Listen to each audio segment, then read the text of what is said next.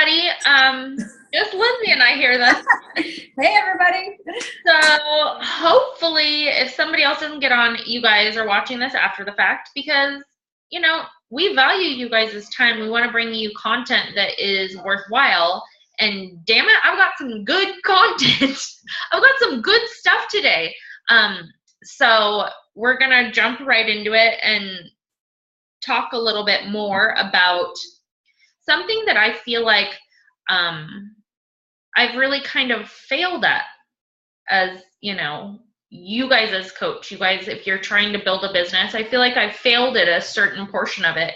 And moving forward, my team needs to have this information. So do you guys know when you're trying to get your husband to do something, how he always kind of seems to want to do it more if he feels like it's his idea? My husband's back there. He's probably listening. Like, so that's the way it is at my house, at least. If I can somehow finagle it, Neil to think that something was his idea, he's all for it. But if it's my idea, oh, I want to talk to you guys about client-centered coaching, which is I myself am doing a whole program where I get certified to be a certified nutrition coach. Part of that and part of the stuff that I'm learning is actually how to be a better coach and talk to people better. And I realized I do a lot of this stuff, but I've never talked to you guys about it and been like, hey, do you know if you coach in this way, this will get you better results with your customers and your coaches, and it will help you to build a business. So building this business, there's lots of different ways to do it. One of the main kind of paths or highways, you find someone that needs some sort of change in their life.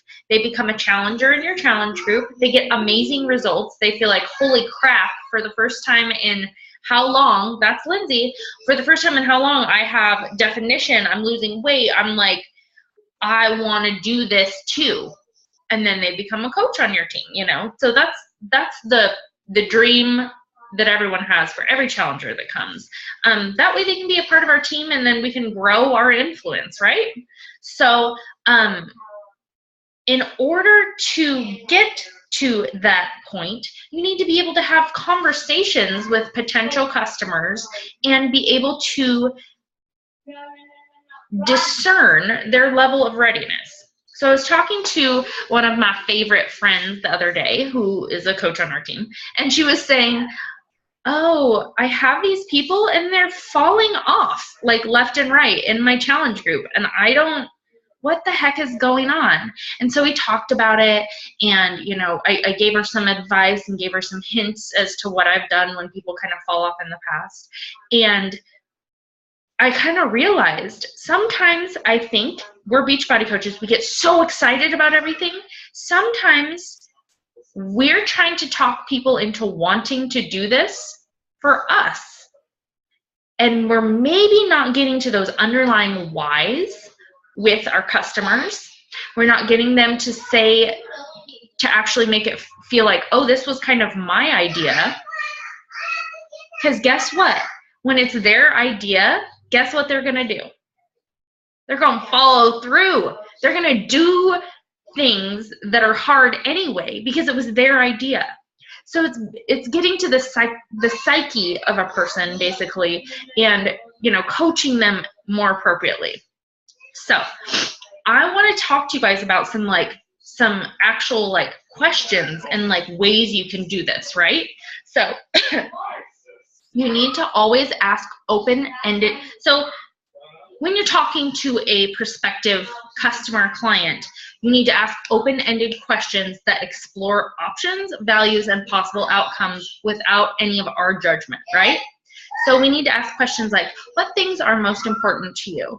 How does your exercise and eating fit into this, right? What sorts of things would you like to accomplish in your life? You know, you're talking to someone and they say, oh, you know, I want to do this and XYZ and all this stuff before I die. You know, one of my bucket list things is to hike this mountain or to do that. What would you like to see change? If things were better with your eating or exercise, what would be different for you? And what have you already tried? What worked and what didn't work?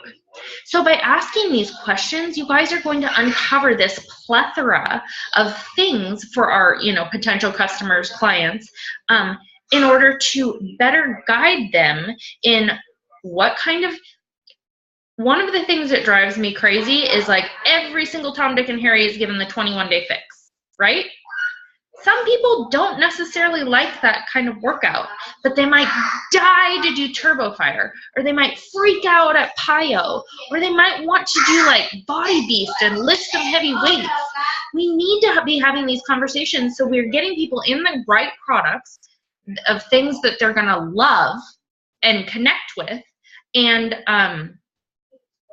stick it through. These programs, you guys, this is a huge change for a lot of people. To go into like the eating of the 21-day fix, or to do like the nutrition of Body Beast, or it's very different for a lot of these people. And just because we've done it, a lot of us are on the other side, and it's like, oh, well, it's kind of over. We forget sometimes how hard it can be. So we need to be there to support our customers and clients. Anyway, I want you guys to help your customers, though, visualize a new way of living. So literally, like a little kid, be like, imagine you are already 50 pounds less. Like, talk about what their goals are, and their goal is to lose 50 pounds. Be like, imagine you're 50 pounds less. How does that change your life? How does that change what you do on the day-to-day? What does your life look like now? Imagine that you have the body and health that you desire. What did it take for you to achieve it? You want people to say the things like it took sacrifice, it took hard work. You want people to admit to themselves what they're doing, right? You need to evoke change talk. So get the client talking about change on their own terms, right? So if you decided to make a change, what makes you think you could do it? How would you like things to be different? You want them to talk about this change, this possibility for them. When there's a possibility and there's hope, things start to change around in people's minds, right? You need to assess their readiness at this point. You've had this conversation. They're saying, oh my gosh, if I lost 50 pounds, I'd be able to run around with my kids if I did this, if I did that, if I did, You need to establish how confident and ready that your client is to make a change, right? What is the point, you guys, of selling a challenge pack and then the person disappears? Is that life change? You get a quick, 45 bucks, and then they're gone forever. And then they probably stop talking to you, whatever. That's not who we are. That's not what we are. We want people to get healthy and fit and stick with us for the long run. We want these people to be our people, right? We want them to stick with us. What does that mean for us in our business? Hopefully a coach down the line, even not a coach down the line, somebody that stays a customer and legitimately changes their life. That is the biggest deal in the whole wide world, right? That's what we should be going for. So once clients have identified a behavior they want to change, right? So they're like, I want to eat better and I want to start exercising. You need to follow up with some questions, right? If you decided to change on a scale of 1 to 10, how confident are you that you could change? 1 represents not at all confident, 10 equals extremely confident, right? So you're talking to someone and you're like, how confident are you that you could drink Shakeology every day, meal prep, work out for 30 minutes a day, and they say, like a 6. Guys, they're not ready. They're not ready. They don't want change enough. They're not the people that we need to be going after. We need people to be saying, I'm at like a 9 or a 10. I'm ready. Like, that's the person that is you're gonna change their life, right? That's the person that you can remember this conversation, and when they're having a hard time or when they're feeling like eating, an entire pizza because they had a bad day, you can say, hey, remember when we talked about that one time and you told me you wanted to lose 50 pounds because you wanted to play with your kids on the playground? How is this one pizza going to get you closer? Right? Guys, part of this is giving a shit about somebody else, like a genuine shit. We're not here for money. We're not here for money. If you're here for money, you're in the wrong job. You have to do a lot of stuff a lot of times before you start seeing any kind of money. Trust me. You need to give a shit about someone enough that you help someone elicit real change in their life, right? So honestly, if they're like, I'm at a 6, be like, hey, I still want to help you. I still want to be here for you. What do you think? Tomorrow, could we start drinking more water? That's it. I'll check in with you tomorrow evening. Are you still supporting them? Are you still are you there for them when they do get to the point where they want change enough for it to be a 9 or a 10? Yeah, you're the person they're going to come to. That's a meaningful client contact conversation, right? Okay. We can never assume, guys, there's people out there that don't care about getting in shape, right? We don't assume that anyone cares about getting in shape. So we need people to find their own sense of purpose and meaning in their pursuit of fitness. Emily would like to run a marathon, climb a mountain, do all that stuff. Does everyone want to do that? No. Do we need everybody that's on our team or in our customers to want to do that? No. We want to up their level of health and fitness. That's it. Even if that means them walking a couple evenings a week with their family. That still is a big deal for somebody that sits on a couch all the time. So, how long have I talked? I feel like I've talked a lot. I've really gone for it, huh? I have like pages of notes. I'm on fire for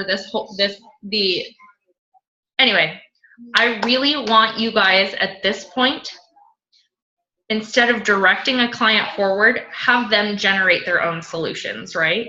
If they say like, yep, I want to drink Shakeology, I want to, I'm at a 9 or a 10, that's the point where you say, all right, awesome, let me get the information to you. So we have some other things. If people talk about, I'm a 6 or whatever, you could say, if nothing changes, what do you see happening in 5 years? If you decide to change, what would that be like? So give advice to people, but carefully. Some people don't want your advice at the same time. They just don't.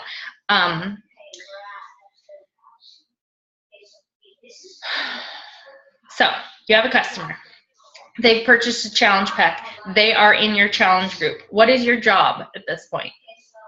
Lindsay, what's your job? My job once they're in my challenge group, my job is to just keep checking in with them. If they're checking in, participating, then great. They're on track. But you still, if they're not posting, if they're not doing, you want to genuinely care about them. That is our job, is to, just try to hold them accountable to what they said they were going to do. Right? Is that a good answer? Yeah, that's an awesome answer. Yes. Cool. One thing that I have really found when I've been coaching that has been a huge, an eye-opening thing to me is you can't be outcome focused. Especially somebody that's coming in, they're doing the 21-day fix for the first time, they're all excited, that first week, whatever, and then they weigh themselves. And they're like, I only lost 2 pounds. There's other people saying they lost 7 and 3 inches from their waist, and I didn't get that same outcome. So everybody's different. Everybody metabolizes food differently. People have different hormones. People have thyroid issues. You flip and name it. There's all sorts of reasons why people might not be losing weight, whatever. We have to keep focusing on staying the course, right? You say, you are doing, and you celebrate. Guys, find that picture that says, oh, you only lost a pound, and it is a pound of fat in somebody's hand. You guys, the health benefits of getting off your butt, exercising half of an hour a day and drinking Shakeology, there's nothing like it. There's literally nothing like it on the market as far as Shakeology and nutrient density and blah, blah, blah. You need to just tell them to stay the course. Tell them to think about some of the things that are getting better in other ways. So Are they feeling more energized at 3 p.m.? Are they feeling stronger, able to bring in more groceries at a time? Whatever. But be focused on the process and be focused on celebrating the things like you did all your flipping workouts last week. Girl, yes. Right? You drank your water. You did things that you were supposed to. Keep it simple. One thing at a time. Congrats, top challengers. Lindsay has a congrats post. Because guess what, guys? That's the fourth vital behavior is recognition. Guys, look to your client to set the pace. It's not your job to set their pace and be like, oh, I think you should probably hit up daily doubles. If they go for that, awesome, way to go. But it's not your job to steer the ship. You're not the captain. They are. And you need to respect and accept them unconditionally. You guys know how many times I've had somebody that was doing so amazing and just fallen off like hard. It's like I message them like, I didn't see you post anything this weekend, and they don't get back to me, and they don't get back to me, and a week later like, oh, I fell off really hard, and then guys, that's their journey. There's all sorts of stuff. We have no idea about what somebody's going through. We respect our clients. We're going to accept them and be like, hey, I'm glad you're back with me. Let's drink a whole bunch of water. Let's get back on track. Show them that you're with them for the long haul. Don't be all hardcore and talk to them all the time for the first couple weeks and then you're like, and bye-bye. You check in with people. You make sure that you're following up with your customers. Even if they haven't purchased anything in a long time, go say hey. Be like, hey, I'm still here. Do you need anything? That's a good coach right there. Something that I've learned too is that people don't always understand how this works too. Like I've had some people message me and be like, hey, I wanted to know if I could get in your challenge group when they bought something from me like 6 months ago. And they're like, they don't really understand that I'm still your coach, you know, like it's just kind of strange to me. It's like, I don't know. They obviously never log into their account or anything like that, you know? And so that's what I've noticed is people don't always understand how the process works and just, yeah. So you have someone in your challenge group. Things are starting to work out. They're starting to see change. They're starting to, guys, recognize those changes. Recognize the things where even, do you know how profound it is? Somebody that's always gone to work and had donuts on Friday morning to say, not today. That's a big deal, guys. That is some pillowy deliciousness. It is really it's hard to say no to donuts when everybody else is. You guys, we're in a different place a lot of times because we're coaches. You need to go back to that base level and be like, hell yeah, virtual high five. And if they message you and tell you that, get on in the challenge group and shout it out. Be like, you guys, I just want to like say woo woo for my challenger Sam that did XYZ. Like, we all know how hard it is to give up donuts at work, and he just nailed it. Way to go, Or even if it's just in private messenger where you say like, hey, I'm really proud of you. You're doing an awesome job. Way to kill it. Guys, there's not a lot of people out there that say that to other people. Trust me. So be that person of support and be that person that is like, if you're a coach, you have to coach. You have to get people to, you get people results and you keep doing it, and eventually you are going to have a crazy business full of people that really, really care about you. Your tribe, right? You're building a tribe by doing this. So genuinely care, keep it simple, and make sure people that you're signing up are ready. Make sure people are going to get results. Make sure people aren't going to buy something and then just like, they might not return it, but they're not going to drink all the Shakeology because they weren't ready. It's not a big deal to make a Shakeology for breakfast every morning. If someone's not ready, though, they don't, right? So, Lindsay, do you have anything you want to checking in with them? They could be. I was just going to say, yeah, just keep checking in with those people, you know, and they'll come to you when they're ready too. You know, if they've trusted you halfway, they'll come to you when they're ready. Yeah. So I really want you guys to start upping your game around your coaching. And one of the coaches that I talked to that had people falling out, she was discouraged because she was like, oh, and I was like, anytime I've ever been discouraged in this business, I read some PD book or something that said, focus on your yes. So I go back to those people that have said yes to me. You know, people tell me no, people fall off, blah, blah. I go back to those people that have told me yes, and I really put energy into them. And guess what? I get right back. More energy, more positivity. And I'm like, I can keep doing this. Be a damn good coach. And I promise you, your business will thrive. Okay? Okay. We've got some other stuff that Lindsay and I have been talking about doing. So we will post dates and all that for that stuff in the group. So you guys have knowledge of what's going on. So I'm going to click off record.